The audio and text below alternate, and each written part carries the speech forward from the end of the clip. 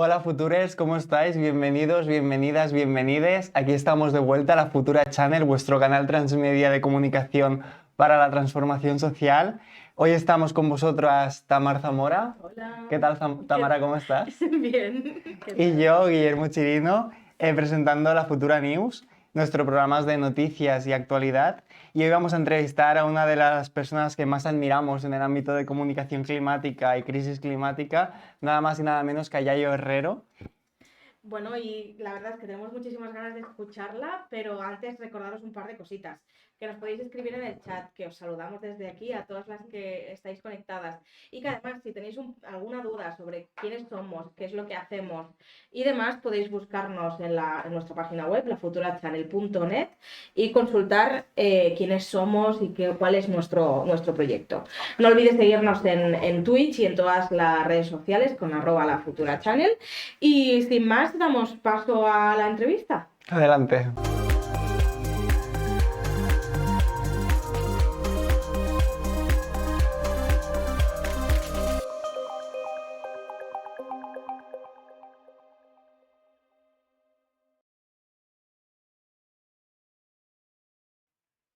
Hola, ¿qué tal? ¿Cómo estamos? Em, Nada, a ti, muchísimas gracias. Vamos a presentarte para si hay alguien que nos esté escuchando que no sabe exactamente quién eres y qué es lo que haces. Yayo Herrero es licenciada en Antropología Social y Cultural, es ingeniera técnica agrícola diplomada en Educación Social y tiene un diploma en Estudios Avanzados en Ciencias de la Educación. Ha realizado un posgrado en Educación, Medio Ambiente y Globalización. Y además ha sido coordinadora estatal de Ecologistas en Acción y ha participado en numerosas iniciativas sociales sobre la promoción de los derechos humanos y la ecología social. Y actualmente además es profesora de la Universidad Nacional de Educación a Distancia y colabora habitualmente con medios de comunicación, entre ellos nosotros, que tenemos muchísimas ganas de hacerte un montón de preguntas. Antes de nada, ¿cómo estás? ¿Qué tal? Muy bien. Con respecto a la presentación, os cuento que ya hace algún tiempito no estoy en la UNED, no soy profe ya de la UNED, ¿no? Colaboro con la UNED y trabajo más bien en una cooperativa que nos dedicamos a temas de transiciones ecosociales, ¿no? Y nada, estoy muy bien. Ahora estoy en casa, en Cantabria, en un pueblito pequeño. Está además hoy lloviendo, lo cual es una maravilla porque llevamos un tiempo de mucha sequía, así que todo estupendo. Qué bien. Genial, pues muchas gracias, Yayo. Para nosotros es un placer tenerte aquí con nosotras, como hemos comentado antes. Somos muy fans de todo lo que haces, ¿no?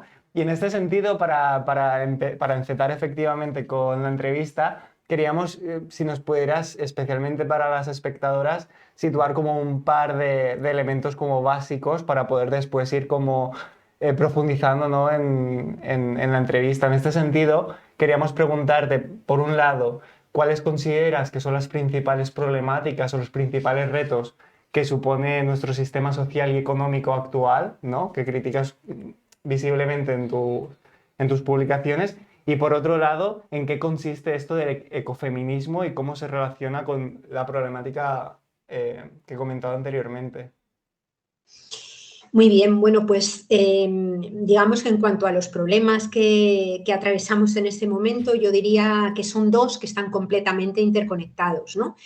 El primero de ellos tiene que ver con la situación de translimitación con respecto a nuestro planeta. Es decir, hemos construido una forma de organizar la vida en común, una economía y una política que ha crecido de espaldas al hecho de que nuestro planeta Tierra tenga límites físicos. Eso ha terminado provocando un problema de translimitación que se traduce en el agotamiento de bienes básicos, energía, minerales, agua, que son fundamentales para sostener la vida.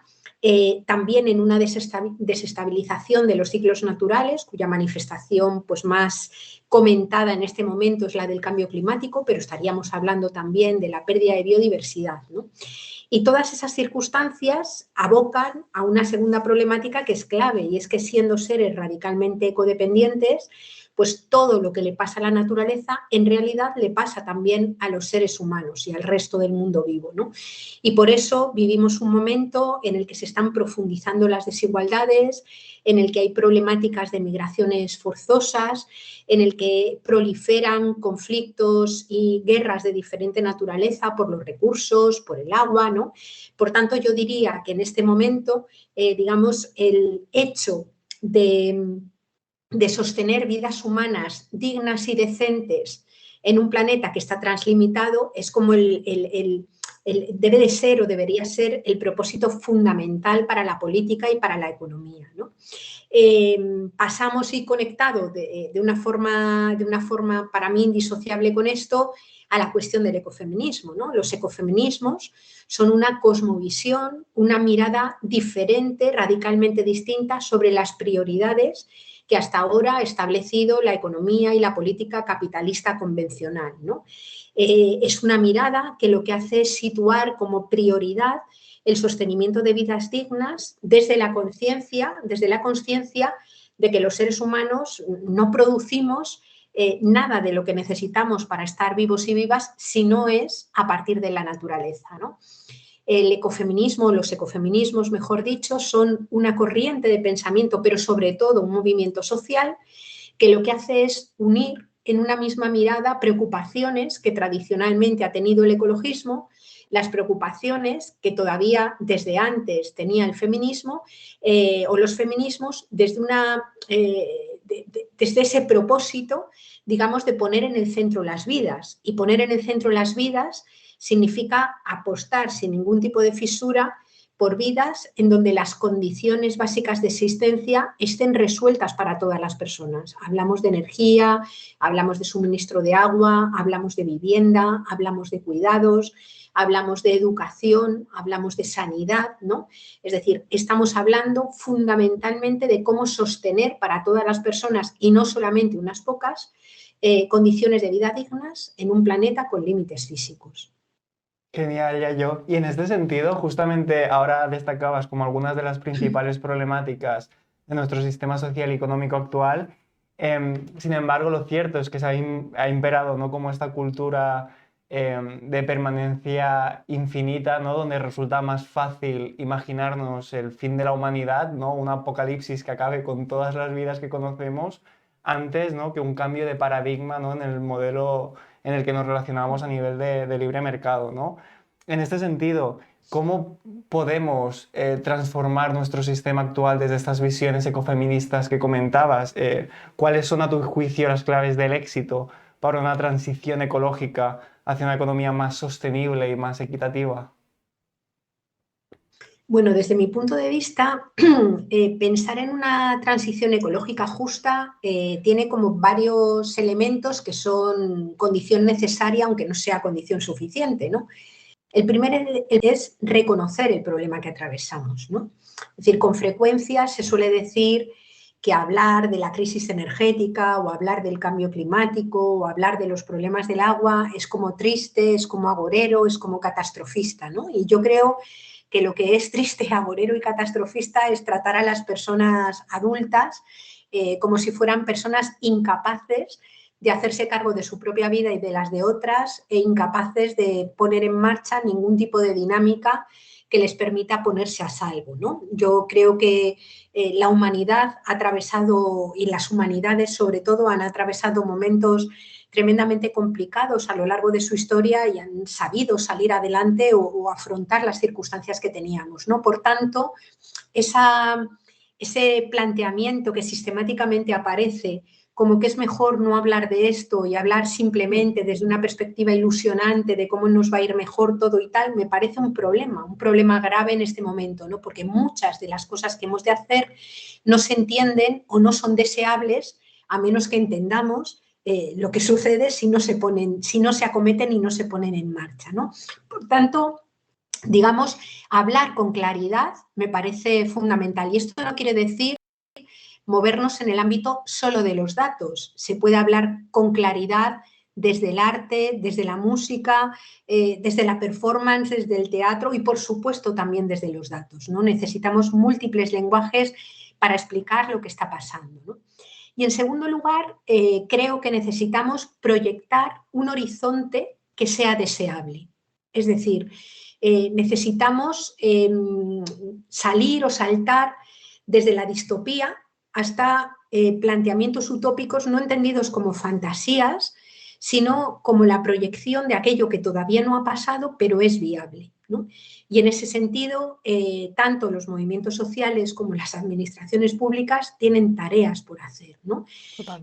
Creo que el desarrollo de alguna campaña que, como se hizo, por ejemplo, con el caso del coronavirus, llegue hasta el último rincón y explique qué es lo que está pasando y cómo podemos salir de ellos, me parece fundamental, pero igualmente me parece fundamental proyectar desde la política pública formas de generar una especie de renta básica en especie que garantice la cobertura de las necesidades para todas las personas, a la vez que se proyecta un metabolismo económico o una forma de entender la economía que se haga cargo de los límites físicos, ¿no? Recientemente, un grupo de personas, que no estamos para nada en ninguna plataforma política, electoral me refiero, trabajamos por invitación de Yolanda Díaz en la generación, digamos, de un proyecto o de un planteamiento de cómo se podría hacer esa transición ecológica justa para los próximos 10 años, ¿no? Y la verdad es que en muy poco tiempo, en apenas 2 meses, casi 200 personas, que no, muchas de las cuales no tenían nada que ver con las cuestiones ecológicas, muchas también que venían de colectivos muy precarizados y empobrecidos, debatimos y elaboramos una propuesta que es la que hemos subido a la plataforma de Sumar y estamos tratando de divulgar por otros sitios, que creo que tiene el interés de plantear cómo en 10 años podríamos ir dando los pasos a esa transición ecológica justa, ¿no? Digamos que esto, más allá de que lo haya pedido Yolanda Díaz, lo haya encargado así, lo que nos gustaría es que se convirtiera en un documento que valga para cualquiera que quiera abordar estos procesos, es decir, no para un partido político lo que resulte finalmente Sumar, sino para cualquier persona, para cualquier colectivo, para cualquier institución que de alguna manera quiera poner el marco en esto, ¿no? Bueno, ahora nos estabas hablando de una manera, de una estrategia para abordar la sostenibilidad también dentro del debate político, ¿no? A pesar de que Sumar ahora mismo no sea un partido político, sí que, bueno, al final la estrategia, ¿no? va a intentar cambiar la vida de la gente y a intentar que esto tenga una incidencia política y en la administración. O sea, que ya nos estás planteando muchas estrategias. Pues ¿se te ocurre alguna más que podamos hacer? Ya comentabas el ejemplo del coronavirus, que vamos a conseguir para que se ponga el foco en la política, que muchas veces lo que vemos es que se abandona, o solo en el momento en el que hay una emergencia, como en el caso de la sequía, ahora mismo en Cataluña se pone el foco en la problemática medioambiental. A ver, yo creo que lo que estás planteando es absolutamente clave y me parece fundamental, ¿no? Yo no sé qué hará la plataforma de Sumar con el documento que hemos hecho. Esto ya es fruto del trabajo en el seno de esa plataforma en la que yo no estoy, ¿no? Pero desde luego lo que me parece es que una clave fundamental es que seamos muchas las personas organizadas que queramos, deseemos y presionemos para generar esos cambios. O sea, lo que sucede en el movimiento social me parece fundamental. Yo tengo la sensación de que en este momento, y tal y como funciona la dinámica electoral, quienes concurren a unas elecciones no meten con mucha fuerza y mucha radicalidad planteamientos que no crean que van a tener cierto recorrido o cierta aceptación en el conjunto de la sociedad. Por eso me parece y quiero estar en el ámbito de los movimientos sociales para intentar estas transformaciones para abajo, ¿no? O sea, a mí me parece que es fundamental que no solamente el movimiento ecologista, sino los sindicatos, los movimientos feministas, como yo están haciendo, ¿no? Todos los colectivos que se organizan para revitalizar revitalizar y generar un tejido rural escuchado y vivo, ¿no? Los movimientos que hablan y tratan de generar un modelo de ciudad radicalmente distintas, las plataformas de afectados por los desahucios o contra la pobreza energética, ¿no? Los colectivos que trabajan contra la precariedad, digamos, vayamos incorporando todas estas cuestiones en los trabajos que hacemos, básicamente porque es imposible revertir problemas de explotación laboral o problemas de precariedad en la vivienda o en los cuidados si no transformamos radicalmente un modelo que lo que hace es medirlo todo a través de la vara de medir del dinero y hacer y plantear que solamente merecemos vidas buenas en la medida de que quien se hace dueño de todo gane lo que considera que tiene que ganar, ¿no? Por tanto, yo diría que al menos en los colectivos de gente que está organizada y que aspira a que todo el mundo viva bien, la cuestión de la transición ecológica justa y de la crisis ecosocial tiene que entrar, pero de una forma que lo impregne todo, básicamente porque es que no es posible articular vida humana buena en este momento y justa si no miramos lo que le está pasando a la Tierra, a sus procesos de agotamiento y al cambio climático, ¿no? Esto lo está condicionando absolutamente todo. Totalmente, totalmente. Antes comentábamos el tema de Cataluña, de que ahora mismo estamos en un contexto histórico de sequía y la verdad es que no se ha podido trazar un plan efectivo que dé respuesta a esta emergencia hídrica. Ahora más o menos lo hablábamos y lo comentábamos de las estrategias que se pueden llegar a tener para incidir en el modelo político actual y para cambiarlo. ¿Qué mecanismos podemos tener o pedir a la Administración para que aborde estas emergencias claramente y realmente entre todos los niveles? A ver, yo creo que las administraciones, o al menos algunas administraciones, son plenamente conscientes de que hay un problema brutal con el agua, ¿no? Yo vivo en Cantabria y aquí tenemos un problemón con el agua también tremendo. Está lloviendo poquísimo, muchas de las actividades económicas de la zona son ganaderas. El ganado necesita muchísimos litros de agua diarios para poder vivir. Ya el año pasado hubo ganaderos que tuvieron que sacrificar animales y este año pinta muy mal, pinta mal, ¿no? Y yo creo que todas las administraciones son, o la mayor parte de las administraciones son conscientes de que tenemos un importante problema. ¿Dónde yo creo que nos encontramos las dificultades y por dónde creo que hay que trabajar, ¿no?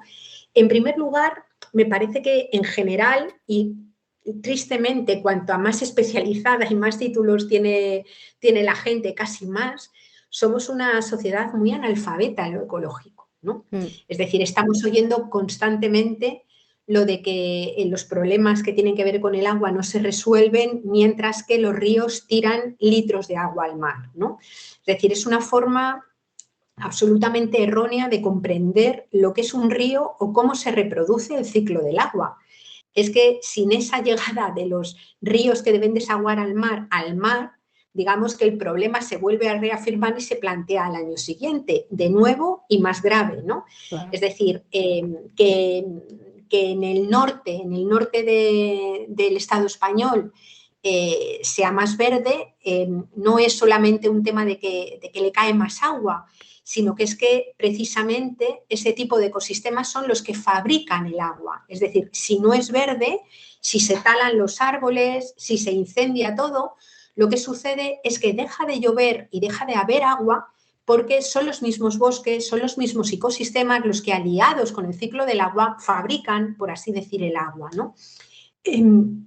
La idea, por ejemplo, de que la solución está en hacer un montón de pantanos. A ver, los pantanos necesitan llenarse con agua que cae del cielo. Y no solamente con agua que cae del cielo, sino con agua que empapa la tierra y que a través de los recorridos del agua subterránea o superficial llegan a un pantano. Es decir, llenar el país de agujeros si no llueve y si no hay agua es absolutamente ridículo y absurdo. Y de hecho en muchos lugares del estado hay pantanos que están semivacíos, ¿no? Por tanto, ahí hay una parte de entender que el agua no la fabrica nadie y que el ciclo del agua no lo domina a voluntad nadie, que es clave. Hay un tema que tiene que ver con el agua y es dejar o aliarte con el ciclo del agua y dejarle que haga su trabajo, ¿no?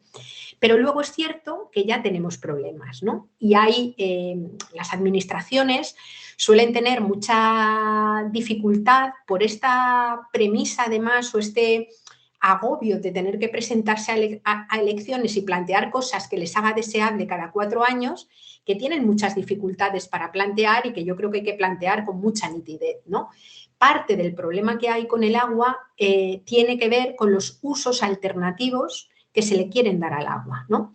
Por un lado, se quiere continuar regando en zonas que han sido históricamente zonas de sequía. Se quieren legalizar los regadíos ilegales. El caso de Doñana, por ejemplo, es una cosa evidente, ¿no? Por otro lado, además, tenemos un país que tiene una importante parte de su actividad económica centrada en el turismo de masas, un turismo que precisa y necesita unas cantidades ingentes de agua, es decir, cuando los turistas de masas llegan a las ciudades, se duchan un montón de veces, no tienen una gestión del agua responsable con el territorio porque no conocen el territorio, llegan como paracaidistas y no se hacen cargo de las dificultades que puede tener el territorio, ¿no? Hay una parte, además, de ese turismo o de esa especulación inmobiliaria que se ha construido en torno a la creación de campos de golf, por ejemplo, que necesitan cantidades ingentes de agua en verdaderos secarrales, ¿no?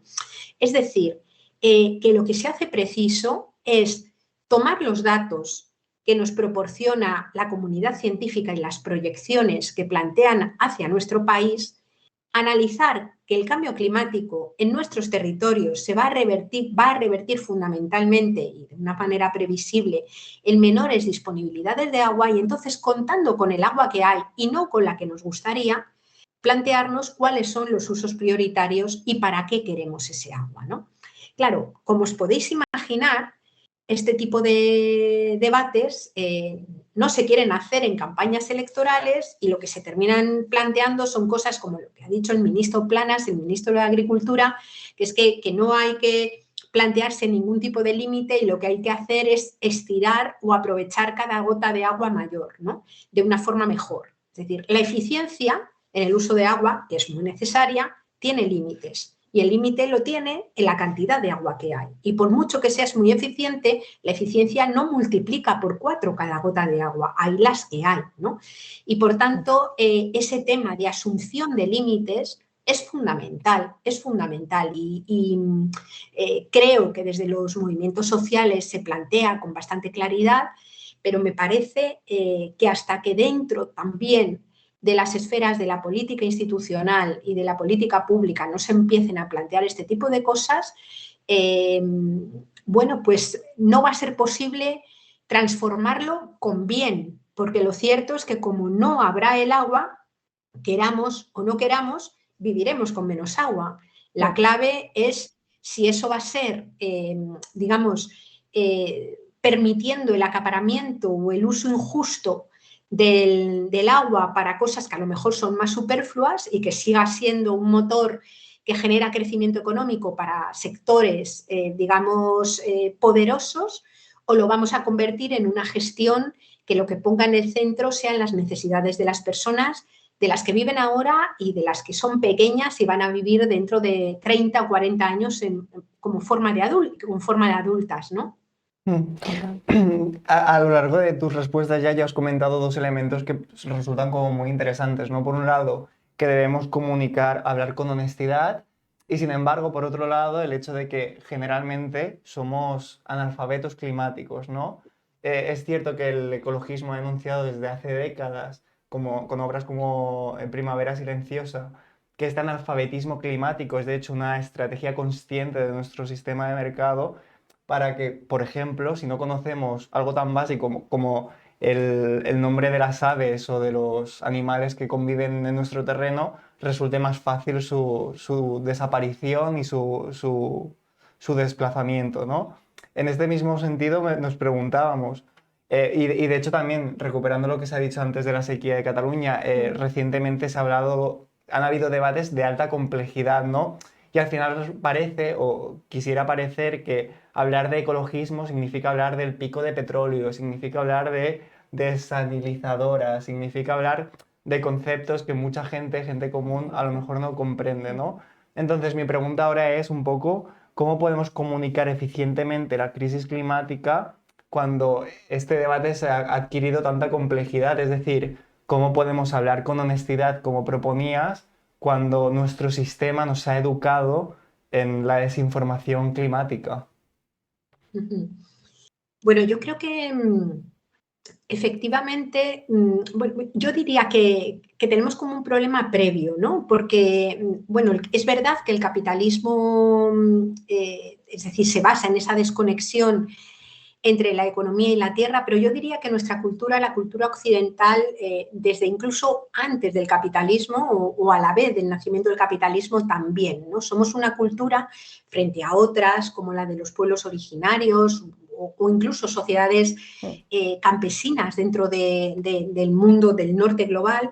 Somos sociedades que hemos aprendido a mirar la naturaleza desde la exterioridad, desde la superioridad y desde la instrumentalidad, como si no fuéramos parte de ella, ¿no?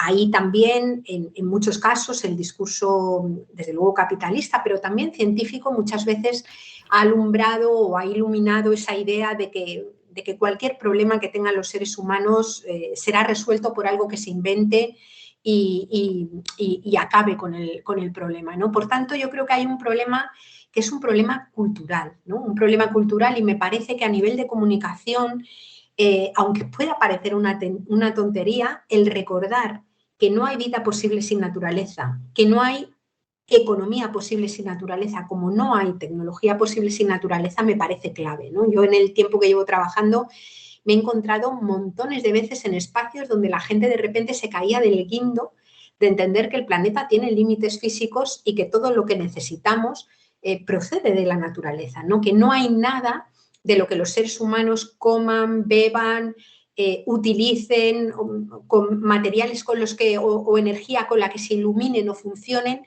que no dependa en primera instancia de minerales o de procesos naturales que nadie ha fabricado, es decir, que preexisten a la propia existencia humana y que los seres humanos lo que hacemos es extraerlo, ¿no? En cuanto al tema de cómo manejar la cuestión de la complejidad, ¿no? A ver, yo creo que a veces subestimamos las capacidades de las personas de forma clara, ¿no? Es decir, ahí yo esto lo he discutido mucho también con compañeros a veces del propio movimiento ecologista que dicen, no, tenemos que explicar, esto es muy complejo, no hablemos del pico de petróleo, expliquemos cuánto va a pagar la gente de menos en la factura de la luz, que es lo único que le importa, ¿no? Y yo creo que ahí o a mí al menos me parece que rezumamos a veces un elitismo bestial, ¿no? Es decir, que todas las personas, las que tienen títulos y las que no, tienen capacidades para entender cosas muy complejas, ¿no? De hecho, mucha gente que no ha estudiado en una universidad tiene un conocimiento y una forma de entender la complejidad de las relaciones con la tierra, el campo y demás, que son formas mucho más complejas en las que algunas personas que hemos estudiado en la universidad hemos aprendido sobre la vida, ¿no? Y para mí hay un caso que lo muestra con claridad, ¿no? Es alucinante cómo durante el confinamiento del coronavirus, al final había un montón de gente que era capaz de hablar y discriminar las vacunas que se basaban en el ARN mensajero de las que no, hablaba de los diferentes tipos de vacunas que se habían planteado, habían aprendido sobre la transmisión de los virus, es decir, era muchísima la gente que era capaz de analizar, comentar o debatir sobre conceptos de epidemiología que simplemente 15, 20, un mes antes nos hubieran resultado extremadamente complejos, ¿no? Y creo que fue porque en ese momento el conjunto de todos los medios de comunicación, las instituciones públicas, conscientes de que se necesitaba llegar con mensajes con una capilaridad extrema a todos los lugares, se hizo un esfuerzo muy grande educativo.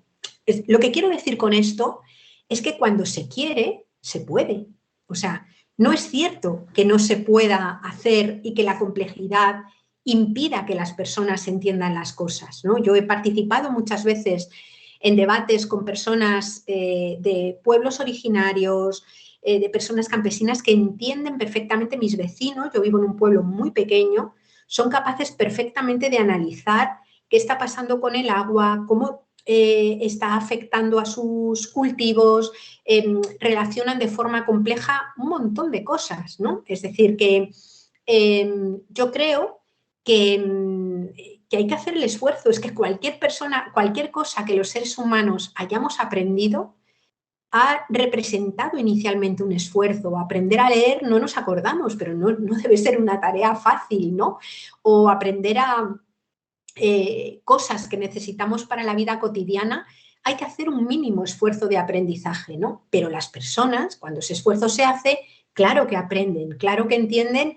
Eso no quiere decir que luego la actitud o el cambio vaya en la línea que yo desearía que fuera, ¿no? Porque una cosa es saber sobre la vida y otra cosa son luego las respuestas éticas y políticas que hay ante lo que se sabe. Hay gente que ante lo que se sabe, ante la carencia, ante la crisis, ante la escasez, pueden reaccionar de forma fascista o incluso ecofascista, ¿no? Es decir, luego ahí habrá todo un trabajo que tiene que ver con la vida en común, con los valores, con la democracia, con un montón de cosas. Pero me parece que la única forma de que la complejidad sea accesible y entendible es empezar a trabajarla, ¿no?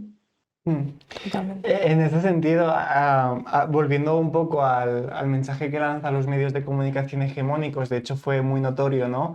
Que, por ejemplo, medios como Telecinco, cuando hablaban de Doñana o de los incendios, en ningún momento mencionaron, ¿no?, el cambio climático o ya mucho menos la crisis climática. Y paralelamente vemos este efecto de retardismo político, ¿no? En tanto que, como tú has visibilizado, las contiendas electorales producen que los partidos no reaccionen de forma decidida o urgente para con esta problemática, ¿no? En este sentido, también se produce como este efecto un poco de bicefalia, ¿no? Donde incluso los movimientos sociales estigmatizan las herramientas de política institucional, en tanto que consideran que no pueden ofrecer una solución útil debido a estas problemáticas que estamos comentando, ¿no? Que el mercado va hacia otra dirección y que nunca hay respuestas útiles, ¿no? ¿Qué podemos hacer? ¿Cómo podemos, por un lado, intentar como reducir esta distinción entre la voluntad de los partidos políticos y los movimientos políticos que están en las instituciones y quieren cambiar este paradigma para con los movimientos sociales? Y por otro lado, también preguntarte si consideras que desde la institucionalidad actual hacer frente a la emergencia climática es posible. A ver, yo hablo, claro, desde la perspectiva de una persona que está más bien en los movimientos sociales, ¿no? Y bueno, durante muchísimo tiempo desde los movimientos sociales hemos denunciado la falta de escucha, la falta de mirada, el cortoplacismo de las instituciones públicas y demás, ¿no? Yo creo que el trabajo de autoorganización en los movimientos sociales es clave, es fundamental. Primero por lo que decía antes, ¿no? Porque me parece que todo aquello que no esté ganado más o menos culturalmente en una cierta masa crítica en la calle, en la institución hay menos valor para afrontarlo, dicho de alguna manera, ¿no?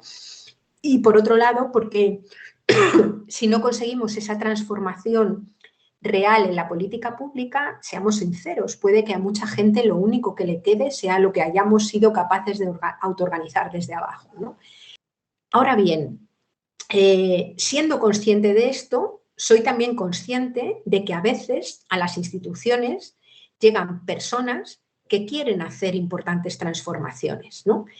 Y que se encuentran con unos obstáculos descomunales que tienen que ver con formas, protocolos, leyes que impiden muchas de las cosas que serían necesarias hacer, porque una institución no es neoliberal solo porque haya personas neoliberales que la ocupan, sino también por cómo ha sido conformada, por cómo ha sido construida, ¿no? Y que para poder hacer esos cambios necesitan a veces realizar o forzar digamos, la máquina de transformaciones que muy rápidamente son cogidas por los sectores reaccionarios de ultraderecha o sectores económicos que miran solo por sus intereses y son convertidas en denuncias, en ataques, en campañas absolutamente estigmatizantes, ¿no? Yo llevo muchos años en los movimientos sociales y nunca nadie, nunca yo, ni creo que una buena parte de mis compañeros han sufrido los ataques que sufren algunas de las personas que han llegado a las instituciones y quieren explorar la generación de esos cambios, ¿no?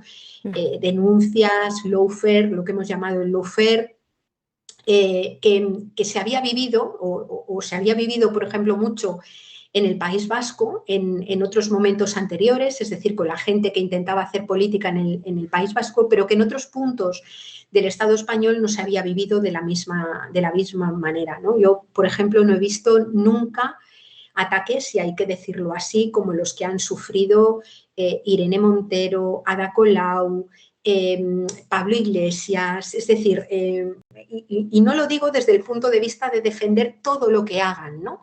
Pero me parece que es justo reconocer que la exposición vital y personal que estas personas han hecho y están haciendo, o sea, es como una inversión de vida que no se le debiera pedir a nadie que esté en una institución pública, ¿no? Entonces, dicho esto, lo que a mí me parece es que necesitamos pensar tanto aquellas personas que se presentan a elecciones o que ocupan cargos públicos como desde los movimientos sociales en la posibilidad de establecer alianzas público-comunitarias, ¿no? Es decir, desde mi punto de vista, la clave va a estar en ver cómo podemos poner en marcha esas alianzas que permitan que cada una de las partes sigan trabajando con autonomía, es decir, que no supediten obviamente las unas a las otras, ni las borren ni las invisibilicen, pero que de alguna manera permitan generar un entorno más favorable de amplitud y que utilicen también las capacidades que tiene la propia población, la propia gente organizada para transformar sus propias condiciones de vida, ¿no? Yo creo que en Barcelona, desde luego, ha habido algunas prácticas interesantes en este sentido. Se me ocurre, por ejemplo, el movimiento de la vivienda o todas las luchas que hay un poco en contra del turismo de masa y la gentrificación. Pero, por ejemplo, en el País Vasco, en su momento, la Diputación de Guipúzcoa puso en marcha políticas públicas de igualdad que contaron con el movimiento feminista y con las trabajadoras domésticas organizadas, ¿no?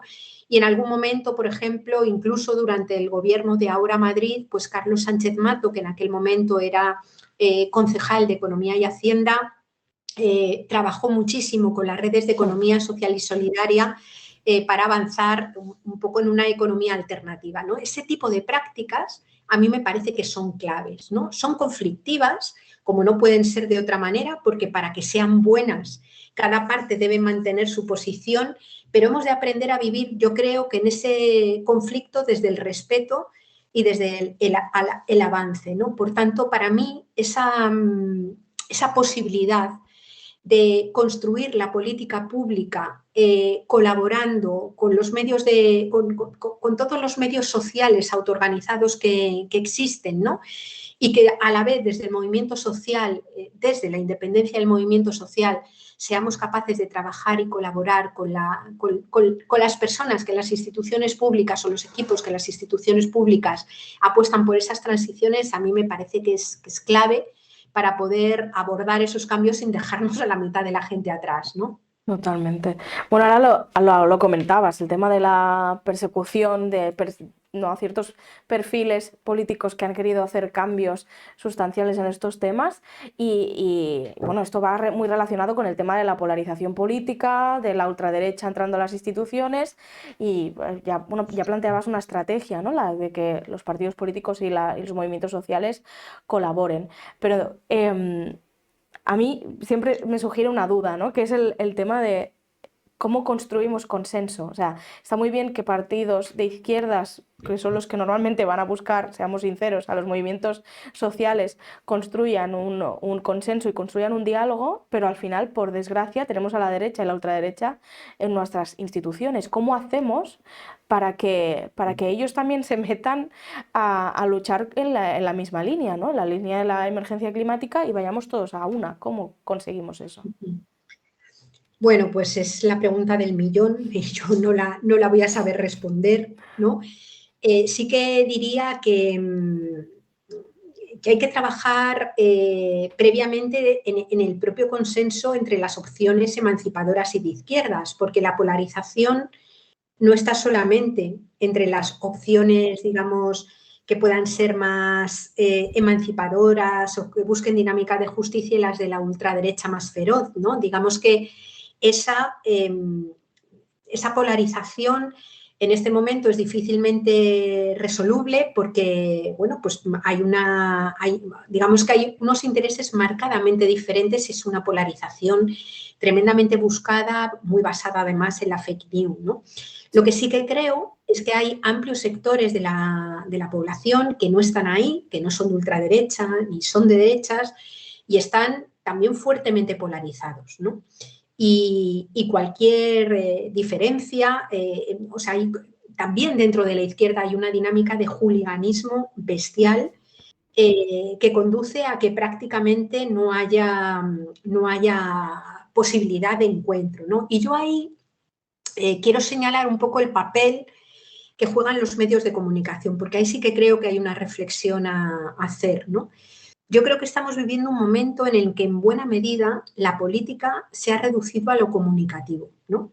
Y muchos de los espacios políticos, me voy a referir son todos, pero me voy a referir fundamentalmente a los progresistas, por denominarlo de una forma así que englobe a diferentes sectores. Digamos, también en los sectores progresistas la política se reduce, o sea, como que se ha renunciado, ya va a sonar un poco viejuno lo que digo, ¿no? Pero se ha renunciado, se ha perdido mucho en la dinámica de organización de los partidos políticos, es decir, que tengan grupos organizados en el territorio, que dispongan de áreas de elaboración que no necesariamente están todo el día en los medios de comunicación, sino que piensan sobre los problemas, tratan de ofrecer soluciones para el debate y hay espacios de debate, de enriquecimiento y de deliberación. Y sin embargo, creo que lo que está sucediendo es que la política se hace en los medios de comunicación. De hecho, a veces las diferentes corrientes del mismo partido político debaten en los medios de comunicación, ¿no?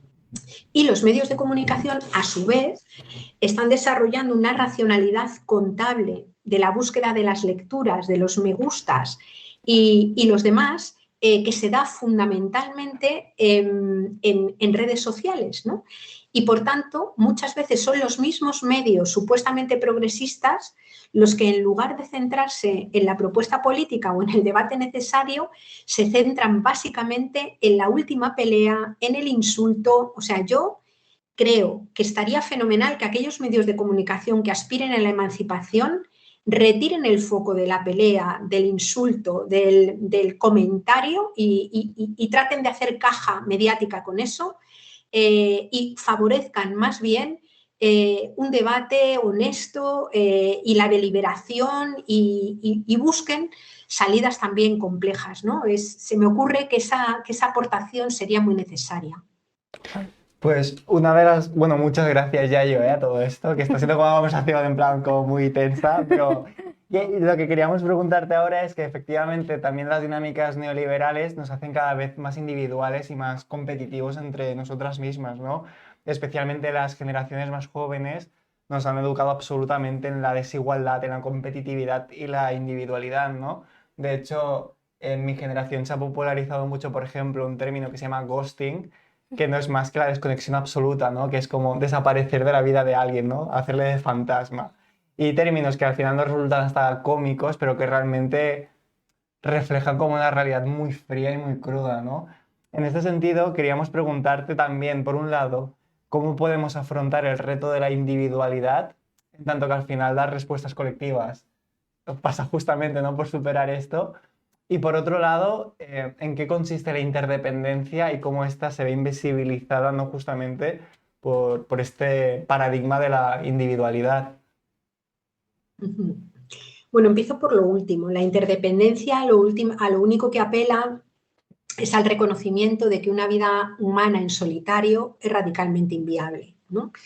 Es decir, que todas las personas somos personas que tenemos necesidades de alimento, de vivienda, de refugio, de cuidado, de afectos, de relaciones, de capacidad de influencia sobre lo que nos rodea, y todas esas necesidades no se pueden satisfacer si no es de forma colectiva, ¿no? Si no es en común, ¿no? Por tanto, la independencia o la individualidad es una pura fantasía. No hay nadie que pueda considerarse a sí mismo individual o independiente, porque esa dependencia es un rasgo inherente de la vida, no es una patología que le pase a alguien que depende de otras, sino que todas dependemos de otros y otras, ¿no?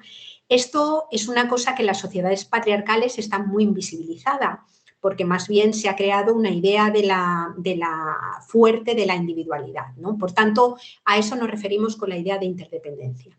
Y en cuanto al tema de la individualidad, de cómo se construye, efectivamente, digamos, desde la educación formal hasta las formas en las que vivimos, pareciera que en nuestra sociedad se premian en el mundo público se premian las actitudes cuanto más competitivas y cuanto más individuales, ¿no? Sin embargo, quiero llamar la atención sobre el hecho de que también a veces invisibilizamos demasiado todas las propuestas y todas las capacidades más colectivas que existen. No, vuelvo a la pandemia otra vez porque yo creo que fue la posibilidad como de tener un pequeño minuto de lucidez, ¿no? Hubo muchas cosas feas como fue la policía de balcón y todos estos rollos, ¿no? Pero es verdad que la pandemia hizo aflorar una explosión comunitaria brutal. Muchísima gente que nunca había estado conectada con nada se ofreció y salió a la calle dispuesta a hacerse cargo de las vidas de otras personas, ¿no? Y esto no es una excepción. O sea, el estudio, por ejemplo, a lo largo de la historia de una disciplina que se ha llamado sociología del desastre, que es analizar qué es lo que pasa cada vez que hay un gran desastre en una sociedad, lo que muestra prácticamente en todos los casos es que la sociedad se articula para organizarse y colaborar para salir de ahí, ¿no? Y que afloran dinámicas de apoyo mutuo que son muy, muy, muy fuertes, ¿no? Es verdad, por ejemplo, que las personas jóvenes pueden tener esa tendencia individualista, no solamente las jóvenes, en mi opinión, sino también, desde luego, las personas adultas, pero es verdad que el momento de la juventud, la adolescencia y tal, la amistad, el grupo, juega un papel absolutamente fundamental y nos importa muchísimo la gente que tenemos alrededor, ¿no? Un movimiento, por ejemplo, como Juventud por el Clima o Fridays for Future, es un movimiento que le ha sacado los colores a la población adulta. Es decir, personas de 15, 16, 20, 21 años que salieron a las calles para hablar de cambio climático y que además decían: no nos contéis milongas, decidlo con toda su crudeza, ¿no? Y es un movimiento con el que yo he tenido ocasiones a veces de colaborar, en el que me ha admirado su perspectiva ecofeminista casi traída de casa, la perspectiva de la justicia, cómo han aflorado de una forma tremendamente fluida, ¿no?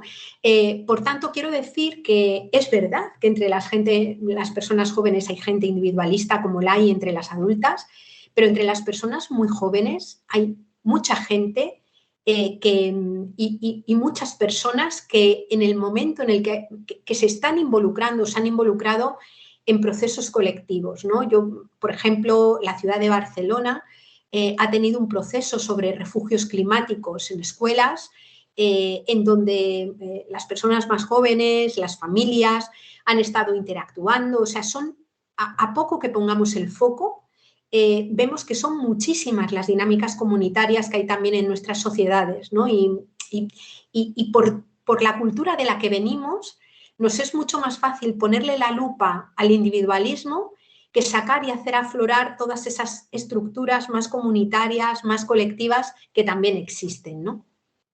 Totalmente. Queríamos preguntarte sobre el tema del decrecimiento. Ahora comentabas, ¿no?, el papel de los jóvenes que han visto bueno, que hacía falta dar un paso al frente, y muchas veces las personas, cuando hablamos de decrecimiento o cuando hablamos de vivir con menos, se piensan que vamos a volver a las cavernas o que vamos a volver a vivir bueno, fuera de la modernidad a la que estamos acostumbrados. ¿Es cierto que si decrecemos vamos a vivir peor? ¿O es una fake news que nos tienen acostumbrados? Bueno, yo creo que para responder a esto hay que decir que vivimos en un país donde una parte importante de la población, vamos, según Philip Alston, que es el relator sobre pobreza extrema de Naciones Unidas, más de un 40% de la población del Estado español vive en este momento en alguna forma de pobreza estructural. Y una parte no pequeña en una situación de extrema pobreza, ¿no? Estamos en un momento donde personas que no son calificadas como pobres tienen enormes dificultades para llegar a final de mes, tienen dificultades para pagar la factura de la luz o, desde luego, el alquiler de la casa o la hipoteca, donde la mayor parte, diría, la mayor parte de las personas jóvenes, incluso teniendo empleo, tienen que seguir viviendo sin desearlo en casas compartidas o en pisos compartidas o en la de sus padres, porque no pueden pagar una vivienda. Y en lugares, vivimos también en un país donde hay muchas familias que, sobre todo a partir del día 20 del mes, empiezan a tener dificultades para acceder a alimentos sanos, suficientes y de calidad, ¿no? Y terminan comiendo pues productos muy baratos que han terminado generando, por ejemplo, que tengamos poblaciones infantiles extremadamente obesas, no por riqueza, sino precisamente por una mala nutrición, ¿no?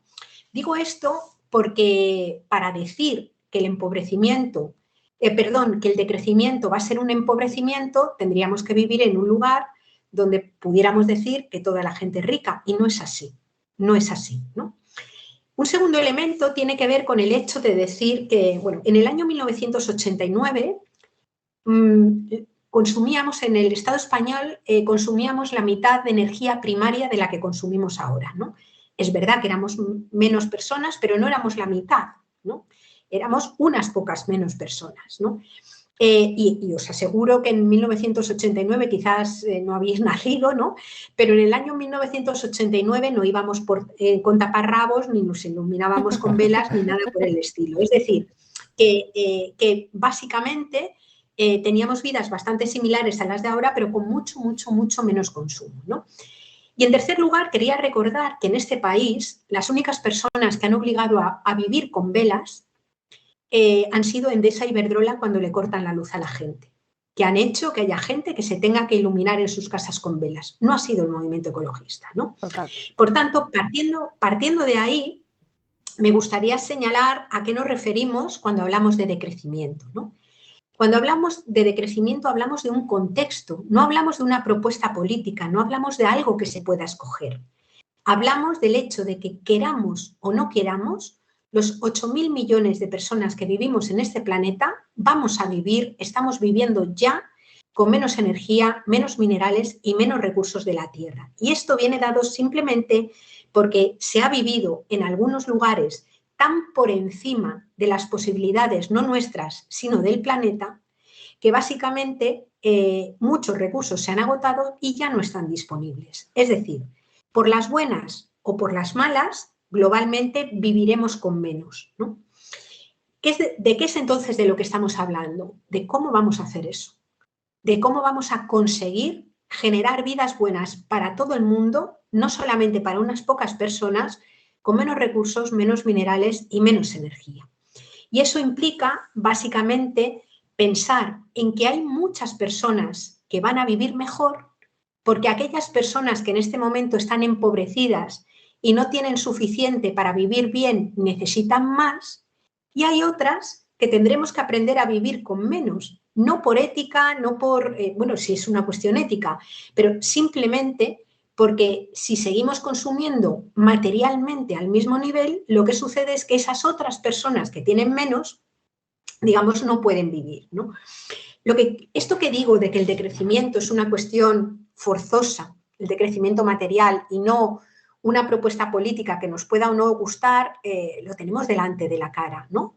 ¿O no están decreciendo en consumo de energía aquellas familias que no pueden pagar la factura de la luz? ¿O no están decreciendo en el uso de energía aquellas personas que dejan de desplazarse porque no pueden directamente permitirse viajar de otra manera, ¿no? Lo que quiero decir es que en ese decrecimiento, por las buenas o por las malas, cuando decrecemos por las malas es cuando el mercado decide cómo decrecemos. ¿Y cómo decide el mercado? El mercado decide diciendo, si tienes dinero para pagar, sigues consumiendo lo que te dé la gana, y si no lo tienes, te quedas sin ello, aunque eso de lo que tienes que prescindir sean cosas como básicas, como el agua, sean cosas básicas como el agua o como la energía, ¿no? Cuando desde las miradas ecologistas hablamos de políticas decrecentistas, estamos hablando de políticas de redistribución, fundamentalmente. Estamos hablando de políticas que garanticen condiciones básicas de existencia dignas para todo el mundo, conscientes de lo que hay, no de lo que nos gustaría que hubiera, ¿no? Bueno, no sé si más o menos lo he... Sí, sí, sí. Súper bien. De verdad. Sí, está siendo un lujazo hablar contigo, ya yo. Totalmente. Nos quedan dos preguntas y para ir terminando queríamos hacerte una pregunta porque efectivamente tu figura siempre ha estado insertada, ¿no?, en los movimientos sociales destacados, ¿no?, como ecologistas en acción, y siempre has como visibilizado la relevancia política de dichos movimientos sociales, ¿no? Sin embargo, en el año 2019, desde tu independencia, tomaste la decisión de posicionarte por primera vez en un acto político de campaña, concretamente de Barcelona en Comú, ¿no? Y nos surgió la curiosidad, ¿no?, y la duda de por qué tomaste la decisión de dar ese paso, ¿no?, y visibilizar ese apoyo, y no sé qué destacas, ¿no?, de Barcelona en Comú, o qué fue lo que te llamó a dar ese reconocimiento. Bueno, yo respeto mucho y valoro muchísimo el trabajo de Ada Colau, por ejemplo, de Janet Sanz, enormemente, ¿no? Son personas con las que he trabajado a lo largo del tiempo y conozco y me consta las dificultades que hay para sacar cosas adelante como las que han sacado, ¿no? A mí me admiro mucho su trabajo. Soy consciente de que hay muchas cosas que se quedan en el tintero y que es muchísimo lo que Barcelona todavía tiene que hacer pues para convertirse en una ciudad que reduzca su huella ecológica y demás, ¿no? Pero claro, yo soy madrileña de nacimiento y he vivido en Madrid la mayor parte de mi vida, ¿no? Y yo comparo una ciudad como Barcelona y los avances que ha tenido con lo que sucede en Madrid, y la comparación desde mi punto de vista está a años luz, ¿no? Eso no quiere decir que no valore, por ejemplo, algunas propuestas, como en su momento yo también he participado en algunos actos, por ejemplo, en su momento con personas como fue David Fernández o como fue Ana Gabriel, en su momento con las que también admiré enormemente y que también, es decir, que el que participes en un acto de campaña, como fue en aquel momento, no quiere decir que desvalorices otras aportaciones que pueda haber por parte de otras personas, ¿no? Pero en aquel momento yo sentí la necesidad de apoyar y de refrendar un trabajo que a veces creo que se hace contra viento y marea y que me parece que es enormemente valioso, ¿no? Era la primera vez que participaba en un acto de campaña, nunca lo habían hecho, y ese año participé en dos. Uno fue el de Barcelona en Común y el otro fue un acto de la campaña que hizo Carlos Sánchez Mato con Madrid en pie, que fue un acto de campaña, una campaña electoral que terminó bueno, pues en un fracaso en su propósito, porque la opción política no entró en el Ayuntamiento de Madrid, ¿no? Pero también tuve la sensación de que no era justo dejar solas a personas que están poniendo tanto, a personas que están poniendo tanto esfuerzo, ¿no? A pesar de que el esfuerzo no tenga el fruto que quisiéramos que tengan. Pero lo que tengo claro es que ninguna persona, por muy decente que sea, por maravillosa que sea, llegue a una institución pública va a poder hacer todo lo que quiere hacer si no hay, digamos, suficiente masa crítica que sea capaz de apostar y de exigir y defender esos cambios, ¿no? Es decir, apoyar a una opción en una campaña no significa asumir acríticamente todo lo que se hace, pero bueno, a veces creo que hay que dar la cara con algunas cosas y me pareció que debía hacerlo, ¿no? Igual que ahora mismo, por ejemplo, he firmado un manifiesto en apoyo también a Ada Colau, y espero que continúe siendo la alcaldesa de Barcelona. Muchas gracias, Yayo. Por desgracia nos tenemos que despedir, se nos acaba el tiempo, pero la verdad es que Es ha que yo me sido... enrollo muchísimo. No, de verdad, ha sido una entrevista súper interesante. Vamos, una clase maestra de lo que hay que hacer y nos quedamos con el mensaje último que decía, es que solas no vamos a ningún lado, que la colaboración entre instituciones y movimientos sociales es clave para poder cambiar algo. Lo tenemos muy claro, ¿no? Pero que vengas y nos lo refuerces así ayuda muchísimo y esperamos que el mensaje cale, la verdad. Muchísimas gracias de verdad, Yayo, por estar con nosotras. Ha sido un Muchísimas lujazo, gracias. Yayo. Muchas gracias. Gracias a vosotras por hacerme hueco. Que Que vaya va. muy bien. Un abrazo. Que vaya muy bien. Cuídate mucho. Chao. Chao, chao.